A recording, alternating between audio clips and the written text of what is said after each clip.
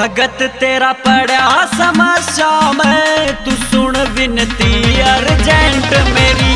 भगत तेरा पड़ा समस्या में, तू सुन विनती अर्जेंट मेरी।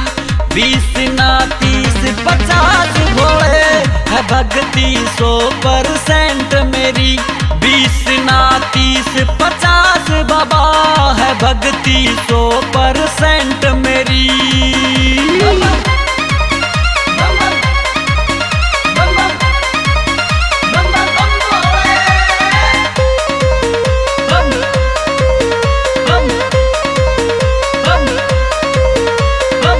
सबसे पहला ले बलेरो ढेला उसमें नहीं कमाया।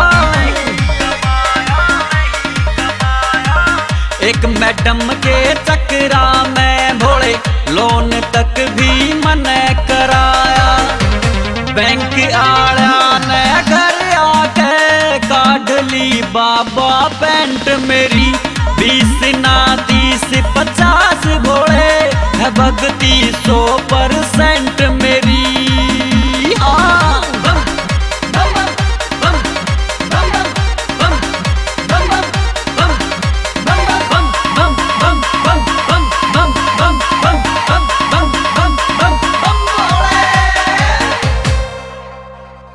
करके नकल मन करी थी +1, छोरा था भोले कती छैल में। हाँ पार्टी लेने के चक्रा में बाबा होया फिर +2 फेल में। मैं कद सी सुधरूंगा भोले, तू कर दे सेटलमेंट मेरी। 20 ना 30 50 बाबा है भक्ति 100% मेरी। सच्चे बाबा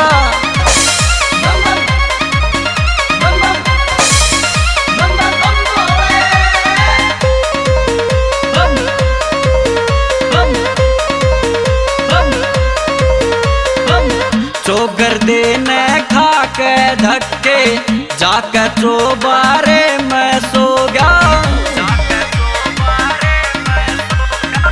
जब तक करी मन शुरू तेरी भक्ति 100 नंबर ते प्यार सा होगा।